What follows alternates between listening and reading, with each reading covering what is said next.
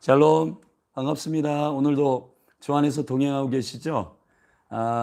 말씀 먹방 오늘 시간은 사무엘상 17장 말씀입니다.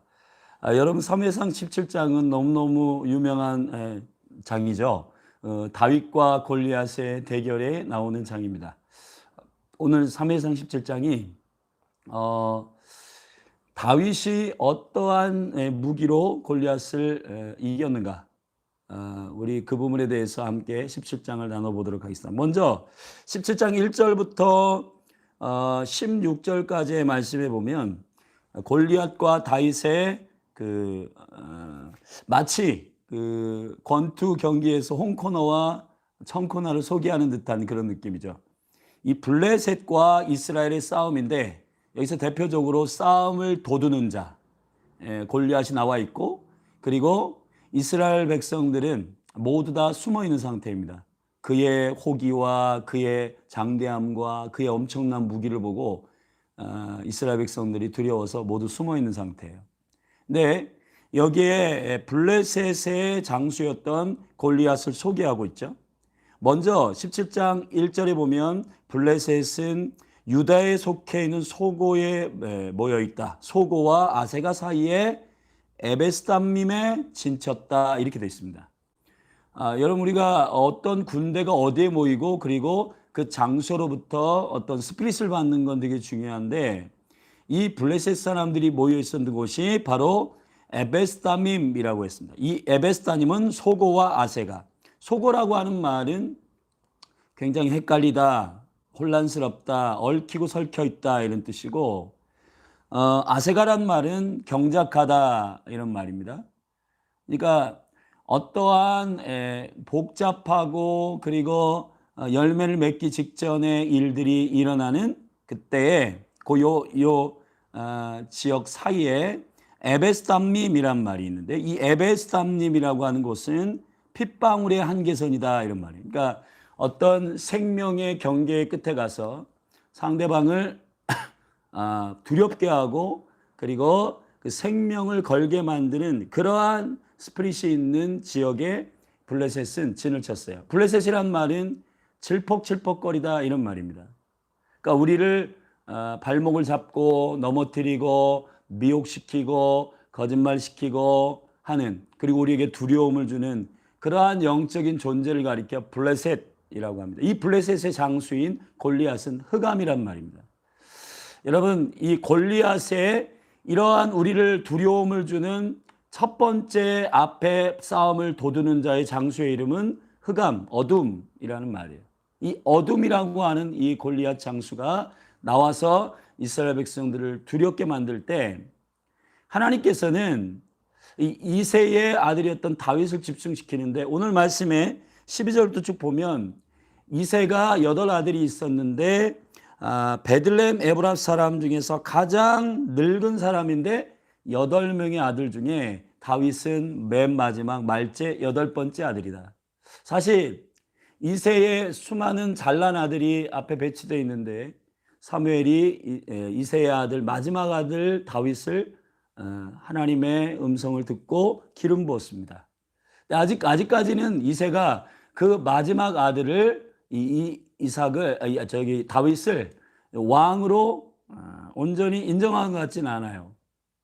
그래서 그런가 이새가 다윗에게 17절부터 27절까지 보면은 전쟁터로 내보냅니다. 여러분, 영적 전쟁 가운데 이제 홍코나와 청코나의 이 두 장수를 소개했어요. 그러나 한 장수는 엄청나게 어렸을 때부터 준비되어 있고, 그리고 그 지역도 진영도 준비되어 있는 그러한 싸우기 위해서 준비되어 있는 장수, 블레셋 장수 골리앗. 그러나 이스라엘의 편에 있는 다윗은 아직 내가 싸울 것이라고 하는 것조차도 모르고 있습니다.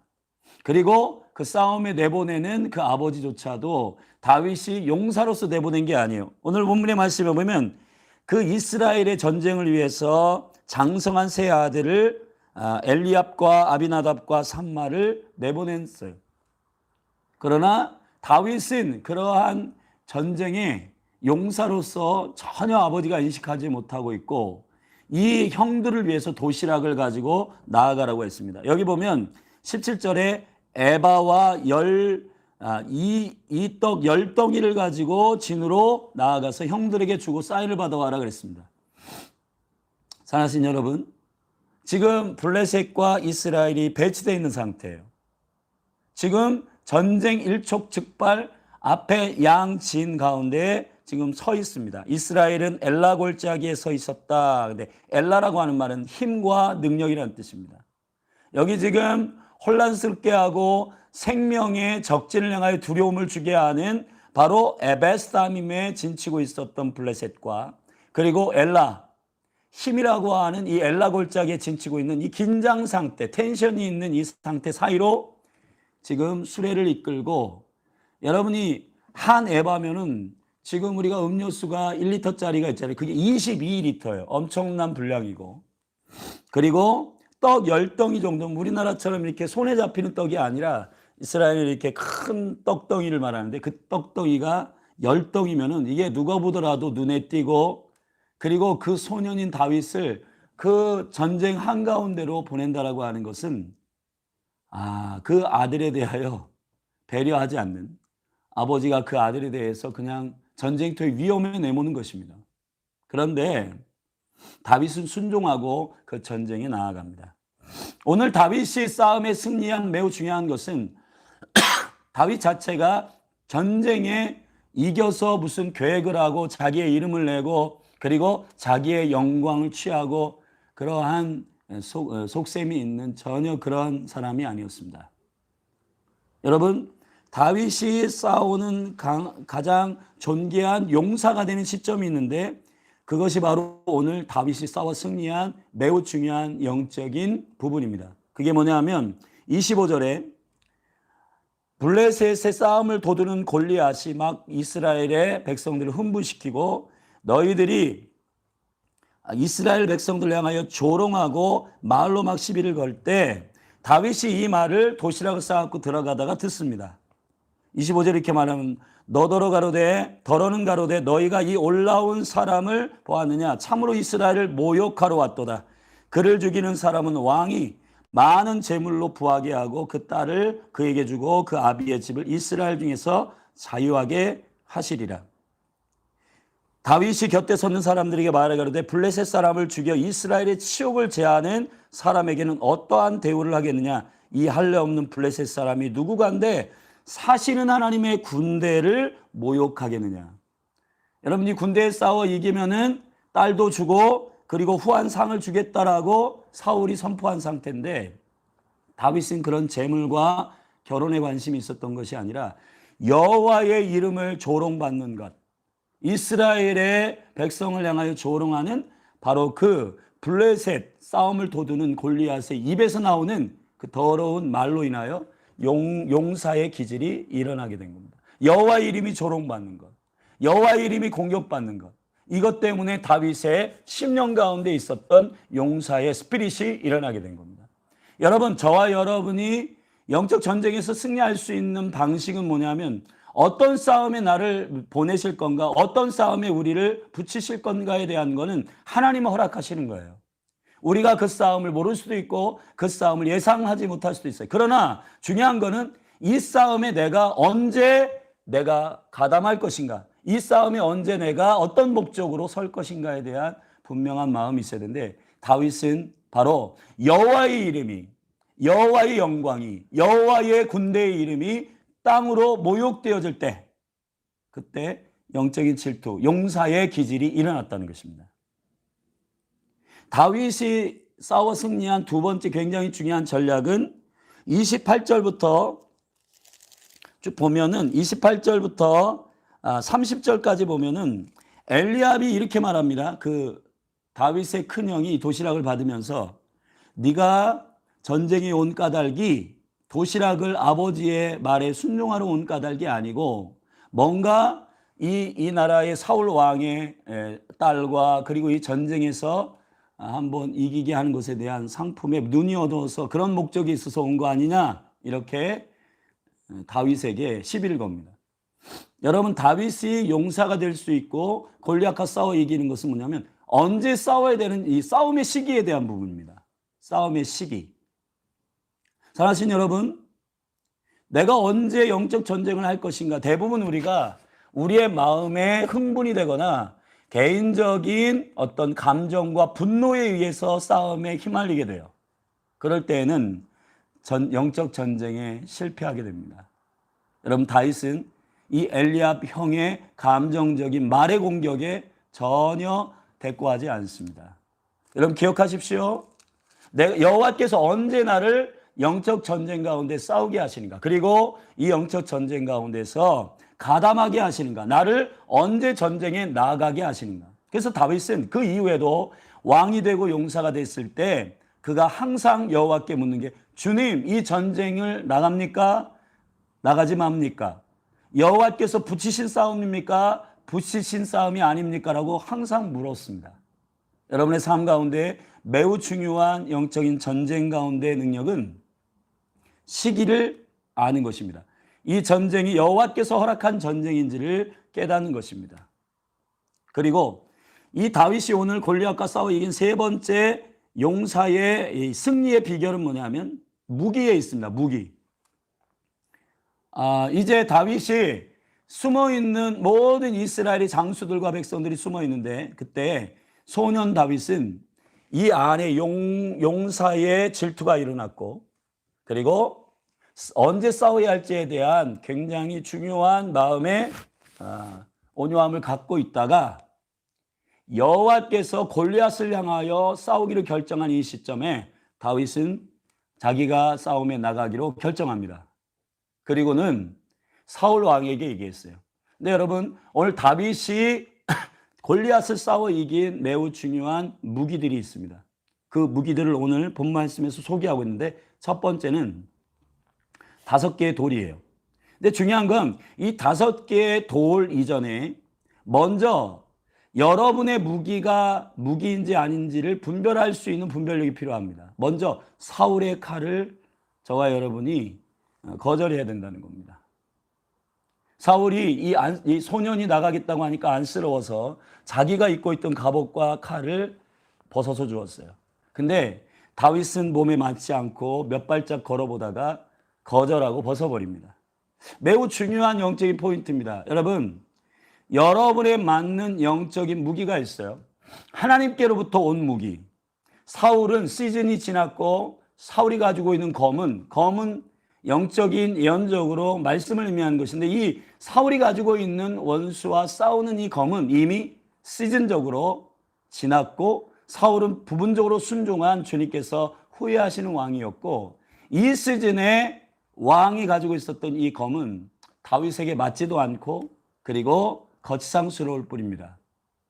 여러분, 영적인 무기를 그냥 우리가 객관적으로 볼 때 이전에 은혜 받았고 이전에 우리가 쓰임 받았다고 해서 다 취할 것이 아니라 여러분의 삶 가운데 하나님께서 허락하신 무기가 있습니다. 다윗에게는 5돌과 물매였습니다. 물맷돌이었어요. 물맷돌. 다윗이 벗어버리고 개울가로 갔습니다. 개울은 히브리어 원어로 보면 흐르는 물이에요. 흐르는 물. 사랑하신 여러분, 고여있는 물 가운데에서 나온 돌 안 됩니다. 돌이 흐르는 물 가운데 깎여서 이 돌이 매끈하게 잘 준비되어 있는 예비되어 있는 돌 5개를 주었습니다. 다윗의 영적 무기는 5돌이었어요. 성경 전체에서 돌이라고 하는 표현이 나오는데 이 돌은 에벤이라고 말합니다. 이 에벤은 아들의 머리, 하나님의 아들, 하나님의 아들이란 뜻이에요. 히브리어의 그 언어의 의미로 보면 하나님의 아들. 그래서 이 돌의 표현에 있어서 신약 성경에 바울은 베드로전서 2장에서 바로 5돌에 대한 그리스도의 표현이 나옵니다. 산돌, 머릿돌, 모퉁이돌, 뜨인돌, 흰돌. 이 5개의 그리스도의 돌 되심, 반석 되심, 그분의 생명의 예언적 능력이 반석 되시고 원수를 때려 눕히시는 5개의 돌을 취합니다. 여러분, 이상하지 않아요? 다윗이 장수는 하나인데 돌 5개를 취한 것은 사무엘하 21장, 나중에 내일 우리가 좀 더 구체적으로 살피겠지만 여러분 이 5개의 돌을 구한 것은 사무엘하 21장에 보면 블레셋의 이 질퍽질퍽거리는 원수의 전략 가운데 5개의 고을 지역이 있고 이 5개의 고을에 각 장수들이 있었는데 이 5장수가 바로 다윗이 때려눕히고자 하는 그러한 믿음의 선언이었어요. 다윗은 골리앗만 때려눕히기를 원치 않았고 이 블레셋의 강한 자들, 이 블레셋 왕국, 블레셋의 그런 어둠의 왕국을 조성하고 있는 5 왕들을 예수님의 이름으로, 예수 그리스도의 능력으로 돌이신, 산돌이신, 모퉁이 돌이신, 머릿돌이신, 그리고 뜨인 돌이신, 다니엘서 2장의 뜨인 돌이신, 계시록 말씀의 흰 돌이신 바로 그 예수 그리스도의 능력으로 때려눕히기를 원했다는 겁니다. 그럼 다윗이 이 돌을 가지고 골리앗에게로 나아갑니다. 그리고 물맷돌을 돌려 던집니다. 그가 광야에서 한 마리의 양을 위하여 생명을 던져 하나님 앞에서 신실하게 담당했던 그 삶의 계속적인 습관과 연습이 결국은 그 돌을 던질 때 그 물맷돌이 골리앗의 이마에 맞고 골리앗이 쓰러집니다. 그런데 골리앗이 완전히 생명이 끊어진 건 아니에요. 마지막 다윗의 무기는 이것이었습니다. 달려가서 그 모든 블레셋 군대가 보는 상태에서 이스라엘이 모두 보고 있는 상태에서 골리앗의 칼을 뺍니다. 그래서 골리앗의 목을 베었어요. 이것이 다윗이 승리하는 마지막 무기입니다. 여러분, 지금 이 시대에 미디어와 음란과 동성연애와 수많은 것들로 기독교와 교회와 하나님의 나라를 공격하는 원수의 공격들이 있습니다. 여러분, 마치 이 블레셋이 여러분 에베스다밈 생명을 걸어야만이 여러분이 핏방울의 한계선이라고 하는 무시무시한 그 지역에서 지금 싸움을 걸어오는 원수의 치열한 공격들. 그러나 그때의 원수의 치열한 공격의 선두에 서 있는 바로 골리앗의 목을 베는 것은 예수 그리스도, 복음의 근본이시고 생명의 근본이신 예수 그리스도 5돌로 구해서 싸워 이기고 성령의 물가에서, 성령의 개울가에서 잘 여러분 단련되어 일어난 예수 그리스도의 그 놀라우신 생명의 증거들, 그 이름의 권세를 붙들고 물맷돌을 던져 그 머리에 맞췄고 그가 마저 기절하여 쓰러졌을 때 달려가서 마지막으로 그 원수의 검을 가지고 그 목을 팹니다. 이것이 바로 하나님의 영적인 전쟁의 전략입니다. 역전. 하나님께서 지금 미디어와 동성연애와 수많은 세속화된 물결이 교회를 향하여 공격하고 할 때 주님, 교회가 이길 수 있는 강력한 무기는 바로 골리앗의 검이었다는 사실입니다. 사랑하신 여러분, 오늘 사무엘상 17장에서 다윗이 영적 전쟁에서 싸워 승리한 놀라운 비결을 여러분 기억하십시오. 먼저 여러분들이 무명한 용사일 수 있습니다. 그리고 주위에 있는 사람들이 여러분을 인정하지 않을 수도 있습니다. 상대방은 그리고 적들이 엄청나게 큰 용사로 보일 수가 있습니다. 그러나 여호와께서 여러분들을 카이로스 타임에, 하나님의 라이트 타임에 여러분들을 그 장소에 보내시고 그 시간과 그 의도를 읽어낼 수 있는 민감함, 그것은 여호와의 이름이 조롱받고 여호와의 이름이 땅에 떨어지는 바로 그것. 그래서 다윗은 결국 5돌을 취하여 던지고 내가 너에게 가는 것은 너는 나와 창과 칼로 오거니와 내가 너에게 가는 것은 만군의 여호와의 이름으로 간다. 여호와의 이름, 아버지의 이름으로 오신 예수 그리스도, 그 이름의 권능과 능력으로 이겼습니다. 다윗은 철저히 용사의 기질을 일으키는 하나님의 거룩한 영광에 손상되는 것에 용사의 질투가 일어나게 되어 있는 용사였고, 그것이 하찮은 어떤 감정 싸움에 휘말리지 않았다는 겁니다. 전쟁의 시기 중요합니다. 그리고 전쟁의 무기, 다섯 돌과 원수의 검을 뽑아서 그 원수의 목을 베는 강력한 다윗의 전쟁의 승리가 오늘 사무엘상 17장의 스토리입니다. 사랑하신 여러분, 우리가 하나님 앞에 부르심을 입고 어떤 여정을 갈 때 필연적으로 찾아오는 놀라운 과정이 있습니다. 그건 영적 전쟁입니다. 이 영적 전쟁 가운데 여러분들이 승리할 수 있는 건 오늘 다윗의 전략을 잘 묵상하시고 오늘 이 말씀 나눈 대로 전쟁의 시기와 그리고 용사의 기질과 전쟁의 무기들을 잘 준비하셔서 주님께서 허락하신 싸움에 여러분 원수를 때려눕히고 통쾌하게 그들의 검을 빼서 그들의 목을 베는 영적 전쟁에 승리하는 그리스도의 좋은 군사로 일어나시기를 예수님의 이름으로